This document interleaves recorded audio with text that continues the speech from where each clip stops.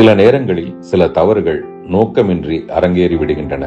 Rapid fire போல கேட்கப்பட்ட 20 கேள்விகளுக்கும் சற்றும் யோசிக்காமல் டான் என பதில் சொல்லிக் கொண்டிருக்கையில் த்ரிஷா அவர்களின் போட்டோ திரையில் வந்ததும் என்ன சொல்வது என யோசிக்கையில் குந்தவை குந்தவை என குரல் எழுப்பினர். உடனே வார்த்தை ஜாலமாக மட்டுமே குந்தவையை வீட்டிலேயே குந்த வைக்கவும் பிரச்சனை வராமல் இருக்க என கூற அரங்கமே கைதட்டியது. பெரும்பாலும் விஜய் ரசிகர்கள். இறங்கி வந்ததும் நண்பர் ரங்கராஜ் பாண்டே அவர்கள் குந்தவையை தவிர்த்திருக்கலாம் என்றார். உடனே கலாட்டா அருணா அவர்களிடம் அதை வெளியிட வேண்டாம் என கேட்டுக்கொண்டேன். ஆனால் யாரோ எடுத்த வீடியோ மூலம் அது வெளியாகி சிலருக்கு வருத்தத்தை ஏற்படுத்தி இருக்கிறது என்பதை உணர்ந்து அதற்காக நானும் என் வருத்தத்தை மனப்பூர்வமாக தெரிவித்துக் கொள்கிறேன்.